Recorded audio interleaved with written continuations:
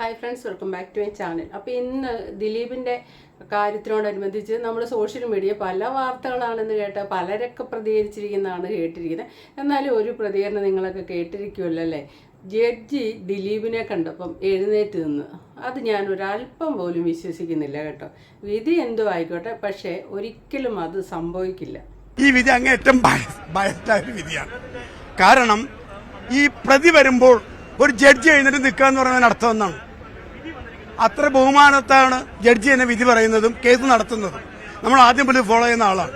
ഇതിനു വേണ്ടി അധ്വാനിച്ച women collective, വക്കീലന്മാര്, അതുപോലെ പി.ടി. തോമസ്, ലാൽ, ഇവരൊക്കെ കുറ്റവാളികളാക്കപ്പെട്ടിരിക്കുകയാണ്. ഒരു സമൂഹത്തിന് അവർ കുറ്റവാളികളാക്കിക്കൊണ്ട് യഥാർത്ഥ പ്രതി രക്ഷപ്പെട്ടിരിക്കുന്നത്. ഇത് അങ്ങേയറ്റം ഹീനമായൊരു വിധിയാണ്.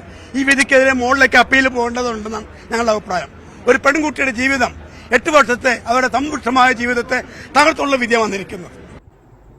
കാര്യം നമ്മളെല്ലാം അവൾക്കൊപ്പമാണ്. പക്ഷേ എന്നാലും വിധി ഇങ്ങനെ വന്നെന്ന് കരുതി വായിത്തോന്നിയത് പറയുന്നതിനോട് ഒരു ഇതുമില്ല. ഒന്നാമതായിട്ട് ജഡ്ജി എന്ന് പറഞ്ഞാൽ ഏറ്റവും നമ്മളെല്ലാം ബഹുമാനിക്കുന്നതല്ല ഭയപ്പെടുകയും ചെയ്യുന്ന ഉന്നത വ്യക്തിത്വമാണ്. അവർക്കാരെയും അങ്ങനെ അവിടെ എഴുന്നേറ്റ് നിന്ന് ബഹുമാനിക്കേണ്ട കാര്യമില്ല. അതാണ് വേറൊരു കാര്യം. പിന്നെ ഒരാളൊരു കമൻറ്റ് ഇട്ടിരിക്കുകയാണ്, എടാ മണ്ട, അത് സീനിയർ വക്കീൽ കൂടെ ഉള്ളത് കൊണ്ടാണ്. വക്കീലുണ്ടെങ്കിലും ബഹുമാനിക്കേണ്ട കാര്യമില്ല, അങ്ങനെ ചെയ്യത്തില്ല, വെറുതെയാണ്. ഇത് ഒരു ആവേശത്തിൻ്റെ പുറത്ത് അടിച്ചു വിടുന്നതാണ്. അടുത്ത ഒരു വക്കീൽ പറയുന്ന ഒരു അഡ്വക്കേറ്റിൻ്റെതായ കാര്യങ്ങൾ കേൾക്കാം ഈ കേസിനോടനുബന്ധിച്ച്. മാത്രം ശിക്ഷിക്കണമെന്നാണല്ലോ നിങ്ങളെല്ലാവരും പറഞ്ഞുകൊണ്ട് വെച്ചത്. അങ്ങനെയാണല്ലോ മാധ്യമ വിചാരണ 7 കൊല്ലമായിട്ട് നടക്കുന്ന കേസാണിത്. മാധ്യമ വിചാരണ, അതായത് ഒരു 8ാം പ്രതിയെ കണക്ട് ചെയ്യാൻ ഒരു സിംഗിൾ പേപ്പർ ഇല്ല, ഒരു സിംഗിൾ ഇൻസിഡന്റ് ഇല്ല. ഒരു മനുഷ്യൻ വിശ്വസിക്കണ്ടേ? ജഡ്ജി വിശ്വസിക്കണ്ട പോട്ടെ, ഒരു മനുഷ്യൻ വിശ്വസിക്കണ്ട, ഒരു സാധാരണ മനുഷ്യൻ വിശ്വസിക്കണ്ടേ? അത്തരം എവിഡൻസ് ഇല്ലാത്ത ഒരു കേസാണിത്. ഇത് യഥാർത്ഥത്തിൽ ഇത് മൂട്ട് ചെയ്യുന്നത് സിനിമാ ലോബിയാണ്. അതിൽ പോലീസ് അവരുടെ ഒരു എന്താ പറയുക, ഒരു പപ്പറ്റായി മാറി എന്നുള്ളതാണ്. സിനിമാ ലോബിയുണ്ട്, അതുപോലെ തന്നെ എക്സ് വൈഫ് ഉൾപ്പെടെയുള്ള ആൾക്കാരൊക്കെ അതിനകത്ത് വന്നിട്ടുണ്ട്. അവരുടെ ആലോചനകളുടെ പ്രകാരമായിട്ടാണ് എന്നാണ് ദിലീപിന്റെ കേസ്. ഗൂഢാലോചന തെളിയിക്കപ്പെട്ടു എന്നാൽ ദിലീപും A1-ഉമായിട്ടുള്ള ഗൂഢാലോചന തെളിയിക്കപ്പെട്ടിട്ടില്ല.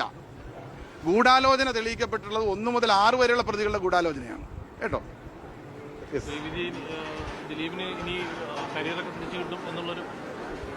തീർച്ചയായിട്ടും നിങ്ങളൊന്ന്, ഇന്ത്യയില് മലീഷ്യസ് പ്രോസിക്യൂഷൻ ഒരു നിയമം ഇല്ലല്ലോ. ഇങ്ങനെയുള്ള പോലീസുകാർ ഇങ്ങനെ ചെയ്യുമ്പോൾ എന്ത് ചെയ്യും? എത്രയോ ആളുകളെ അക്യൂട്ട് ചെയ്യുന്നു, എത്രയോ ആളുകളെ നിരപരാധികളെ പ്രതികളാക്കുന്നു. ഇതൊക്കെ ഉള്ളതാണ്. ഇതിപ്പോ നമ്മൾ സഹിച്ചല്ലേ പറ്റൂ, എന്ത് ചെയ്യാം. ഇന്ന് ഈ വിധി വന്നതിന് ശേഷം ജനങ്ങൾ മൊത്തം പറയുന്ന ഒരു കാര്യം എന്താണെന്ന് മനസ്സിലായോ? ഇത് മാധ്യമങ്ങളും ജനങ്ങളുടെയൊക്കെ മീഡിയക്കാരാണ് ഇത് ഉണ്ടാക്കിയത്, ഇങ്ങനെ ആക്കി തീർത്തത്. മാധ്യമ വിചാരണയാണ് നടന്നത്. ഈ ഒരു കേസിൻ്റെ പുറകിൽ, നടിയെ ആക്രമിച്ച കേസിൻ്റെ പുറകിൽ ഗൂഢാലോചന നടന്നു എന്ന് മാധ്യമങ്ങൾ ഉണ്ടാക്കി തീർത്തു. പിന്നെ ദിലീപാണ് പുറത്തിറങ്ങിയതിന് ശേഷം പറഞ്ഞ ആ ഗൂഢാലോചനയുണ്ട് ഇതിൻ്റെ പുറകിൽ നിന്ന് മഞ്ജു വാര്യർ ആദ്യമായിട്ട് പറയുന്നു. അത് പിന്നെ പോലീസുകാർ, വലിയ ഉദ്യോഗസ്ഥ അടങ്ങുന്ന പോലീസുകാർ ഏറ്റെടുത്തു. അവിടുന്ന് പിന്നീട് ഇങ്ങനെ വരിക. പക്ഷെ അങ്ങനെ ഒരു ഗൂഢാലോചന ഇല്ല എന്ന്.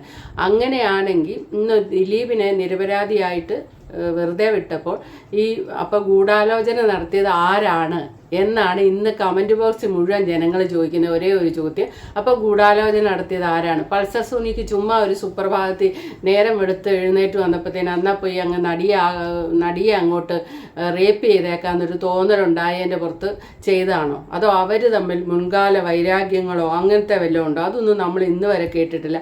പൾസർ സുനി, മാർട്ടിൻ, ഇവരാരും തമ്മിൽ ഈ പറയുന്ന ആക്രമിക്കപ്പെട്ട നടിയെ ആക്രമിച്ച ആൾക്കാരാരുമായിട്ട് നടിക്ക് നേരത്തെ കാലത്തെ വലിയ ബന്ധങ്ങളോ അല്ലെ അവരുമായിട്ട് എന്തെങ്കിലും ഇഷ്യൂവോ അതൊന്നും ഉള്ളതായിട്ട് അവരും പറഞ്ഞിട്ടില്ല, ഇവരും പറഞ്ഞിട്ടില്ല, ഒന്നുമില്ല, നമുക്കറിയില്ല. അപ്പം ഇപ്പം ആ ചോദ്യം ഇങ്ങനെ ഉയർന്നിരിക്കുകയാണ്. ദിലീപ് നിരപരാധിയായി, അത് ദിലീപിനെ വെറുതെ വിട്ടു കോടതി. നമ്മൾ ആ വിധിയെ ബഹുമാനിക്കുന്നു. എന്നാലും അപ്പോൾ ഈ ഗൂഢാലോചനയില്ല, അല്ലെ ഈ കൊട്ടേഷൻ ഇത് ആര് കൊടുത്തു? ഒരു മാഡം എന്ന് പറയുന്നുണ്ട്. നടിയെ റേപ്പ് ചെയ്യുന്നതിന് മുന്നേ പൾസർ സുനിയുടെ കണ്ണ് മാത്രം കണ്ടിട്ട് നടി തിരിച്ചറിഞ്ഞിട്ട് ഗോവയിൽ എൻ്റെ ഡ്രൈവർ ആയിരുന്നെന്നോ അങ്ങനെ എന്തോ ചോദിച്ചപ്പോൾ അപ്പം എൻ്റെ മുഖം എന്നെ തിരിച്ചറിഞ്ഞല്ലോ, അപ്പം ഞാൻ ഇനി മുഖം മറയ്ക്കുന്നില്ല എന്ന് പറഞ്ഞിട്ടാണ് പിന്നീട് റേപ്പ് ചെയ്തതെന്ന് പറയുന്നു. അപ്പം ആ ഒരു അവരെ അന്നേരം പൾസർ സുനി പറഞ്ഞു ഇതൊരു കൊട്ടേഷനാണ്, ഇതൊരു മാഡം എന്ന്. എൻ്റെ ഒരു അഭിപ്രായത്തിൽ എനിക്ക് തോന്നിയത് ഇതിൻ്റെ അകത്തൊരു ആദ്യമൊക്കെ നമ്മൾ കാവ്യമാധവനാണ് മാഡം, കാവ്യമാധവൻ്റെ അമ്മയാണ് മാഡം, അവരാണ് ഇവരാണെന്നൊക്കെ. സത്യം പറഞ്ഞാൽ അങ്ങനെ ഒരു മാഡമില്ല. മാഡം എന്നുള്ള വഴി തിരിച്ചു വിടാൻ വേണ്ടി വെറുതെ ഒരു അടിക്കുന്നതാണ്, ഒരു സ്ത്രീയാണ് തന്ന കൊട്ടേഷൻ എന്നൊക്കെ പറയുന്ന ഒരിതാണ്. അപ്പോൾ ദിലീപ് ഇന്ന് ഇറങ്ങിയിട്ട് പറഞ്ഞത് മഞ്ജു വാര്യരാണ് ഇത് സ്റ്റാർട്ട് ചെയ്തതെന്ന്. അത് അന്നത്തെ കാലത്ത് നമ്മൾ കേട്ടാണ്, ഓർക്കാൻ വേണ്ടി ഒന്നുകൂടി ഇടാം. ഇപ്പോൾ ഇവിടെ ഇരിക്കുന്ന പലരെയും, ഞാനടക്കമുള്ള പലരെയും പല അർദ്ധരാത്രികളിലും പല അസമയങ്ങളിലും ഞങ്ങളുടെ വീടുകളിൽ സുരക്ഷിതരായി കൊണ്ടാക്കിയിട്ടുള്ള ഡ്രൈവർമാരുണ്ട്. അപ്പോൾ അതുകൊണ്ട് എല്ലാ സഹപ്രവർത്തകരെയും അങ്ങനെ കുറ്റം പറഞ്ഞിട്ട് കാര്യമില്ല. പക്ഷേ ഇതിന് പിന്നിൽ നടന്നിരിക്കുന്നത് ഒരു ക്രിമിനൽ ഗൂഢാലോചനയാണ്. ഈ ഒരു ഗൂഢാലോചനയ്ക്ക് പിന്നിൽ പ്രവർത്തിച്ചവരെ നിയമത്തിന് മുന്നിൽ കൊണ്ടുവരാൻ ഉള്ള പ്രവർത്തനങ്ങൾക്ക് ഈ കേസില് ക്രിമിനൽ ഗൂഢാലോചന ഉണ്ട്. ആ ക്രിമിനൽ ഗൂഢാലോചന അന്വേഷിക്കണമെന്ന് മഞ്ജു പറഞ്ഞിടത്തുനിന്നാണ് എനിക്കെതിരെയുള്ള ഗൂഢാലോചന ആരംഭിച്ചത്. അന്നത്തെ ഉയർന്ന ഒരു മേലുദ്യോഗസ്ഥയും അവര് തെരഞ്ഞെടുത്ത ഒരു സംഘം ക്രിമിനൽ പോലീസുകാരും ചേർന്ന് ആണ് ഇങ്ങനൊരു നടപടി. അപ്പോൾ ഒരു ഉന്നത പോലീസ് ഉദ്യോഗസ്ഥയും എല്ലാമാണ്, പിന്നെ മഞ്ജു വാര്യരാണ് ഇത് ഗൂഢാലോചന എന്ന് പറഞ്ഞത് എന്ന്. ഇന്ന് ഒരു വാർത്ത ഞാൻ കേട്ടെ, ഇന്ന് ദിലീപ് കേസ് വെറുതെ വിടുന്നു. നേരത്തെ ദിലീപിന് ഒരു ഉറച്ച വിശ്വാസമുള്ള പോലെയാണ് ദിലീപ് പെരുമാറിയെന്ന് പറയുന്നുണ്ട്. ഇറക്കാനുള്ള അടുത്തൊരു ഫിലിമിൻ്റെ പൂജയൊക്കെ കഴിഞ്ഞു, പിന്നെ ഇതിൻ്റെ ഡബ്ബിങ് ഒക്കെ ഇപ്പം ഇറങ്ങാൻ പോകുന്നതിൻ്റെ ഡബ്ബിങ് ഒക്കെ കഴിഞ്ഞു. പിന്നെ ഇപ്പം മാധ്യമങ്ങൾ ചോദിച്ചു കഴിഞ്ഞപ്പോൾ പറഞ്ഞ മറുപടി, ഇത്രയും കാലം മഞ്ജു വാര്യരെ പറ്റി നല്ലത് മാത്രം ഇൻ്റർവ്യൂവിലൊക്കെ പുള്ളിക്കാരൻ പറഞ്ഞുകൊണ്ടിരുന്നു. പക്ഷേ അങ്ങോട്ട് ജയിച്ചിറങ്ങി വന്ന ഉടനെ തന്നെ മഞ്ജു വാര്യർക്കെതിരെ അടിച്ചു. മഞ്ജു വാര്യരാണ് ഇത് സ്റ്റാർട്ട് ചെയ്തതെന്ന് പറഞ്ഞു. ഇതൊക്കെ പുള്ളിക്കാരൻ നേരത്തെ തന്നെ മനസ്സിൽ അടുക്കിപ്പെറുക്കി വെച്ചിരുന്നതാണ്. ഒരു മുൻവിധി ഉണ്ടായിരുന്നു പുള്ളിക്കാരന് കേസ് ജയിക്കുമെന്നുള്ളതിലൊരു മുൻവിധി ഉണ്ടായിരുന്നു. ഇവിടെ മറ്റൊരു കാര്യമുണ്ട്, ഈ കോടതി മാറ്റണം എന്ന് നമ്മുടെ ആക്രമിക്കപ്പെട്ട നടി ഇടയ്ക്കൊരു അപേക്ഷ കൊടുത്തായിട്ട് നമ്മൾ വീഡിയോ ചെയ്തിട്ടുണ്ട് ഞാനൊക്കെ. കോടതി മാറ്റണം എന്ന് പറഞ്ഞായിരുന്നു. അപ്പോൾ ആ കോടതിയിൽ നടിക്ക് അത്ര വിശ്വാസം ഇല്ലാണ്ടാണ്. അപ്പോൾ ഈ ഉയർന്ന പോലീസ് ഉദ്യോഗസ്ഥ എന്ന് പറയുന്നത് സന്ധ്യാമാഡത്തിനെയാണ്. സന്ധ്യാമാഡം പറയുന്നത് എന്താണെന്ന് കേൾക്കാം. അന്തിമ വിധി വരെ വിക്ടിമിനൊപ്പം ഇൻവെസ്റ്റിഗേഷൻ ടീമും പ്രോസിക്യൂഷനും ഉണ്ടാവും, മുന്നോട്ട് പോവുക തന്നെ ചെയ്യും. ഒരുപാട് വെല്ലുവിളികൾ ഈ ട്രയലിൽ നേരിട്ടിട്ടുണ്ട്. അത് എല്ലാവർക്കും അറിയാവുന്ന കാര്യങ്ങളാണ്. അതുകൊണ്ട് തന്നെ മേൽക്കോടതികളിൽ നീതിക്ക് വേണ്ടിയിട്ട് ഇൻവെസ്റ്റിഗേഷൻ ടീമും അതുപോലെ തന്നെ പ്രോസിക്യൂഷനും പോരാടുമെന്ന് കരുതുന്നു. ഇത്രയും മാത്രമാണ് പറയാനുള്ളത്. Thank you. അതാണ് ഞാൻ പറഞ്ഞത്, അന്തിമ വിധി ആയിട്ടില്ലല്ലോ, നമുക്ക് കാത്തിരിക്കാം. Thank you. വളരെ പ്രധാനപ്പെട്ട പോയിന്റാണ്, അതായത് നിയമവഴിയിലേക്ക് ഇനിയും പോകുമെന്നുള്ള സൂചന. നിയമവഴിയിൽ ആദ്യത്തെ തീർപ്പ് മാത്രമാണ്, അപ്പോൾ മുന്നോട്ട് പോകും നിയമപരമായിട്ടുള്ളതാണ്. അന്ന് ഈ കേസിൽ പ്രധാനപ്പെട്ട പങ്ക് വഹിച്ചിട്ടുള്ള പോലീസ് ഉദ്യോഗസ്ഥർ റിട്ടയർഡ് IAS ഉദ്യോഗസ്ഥ ബി സന്ധ്യ, IPS ഉദ്യോഗസ്ഥ. അപ്പോൾ വിടമാട്ടെ എന്നാണ് സന്ധ്യ മാഡം പറഞ്ഞിരിക്കുന്നത്. ഭാഗ്യലക്ഷ്മിയുടെയൊക്കെ വോയിസ് വന്നിട്ടുണ്ട്. അപ്പം ഇത് മുന്നോട്ട് പോകും, അല്ലാതെ ഇവിടം കൊണ്ട് ഇനിയും പോകാമല്ലോ. ഹൈക്കോടതിയുണ്ട്, സുപ്രീം കോടതിയുണ്ട്.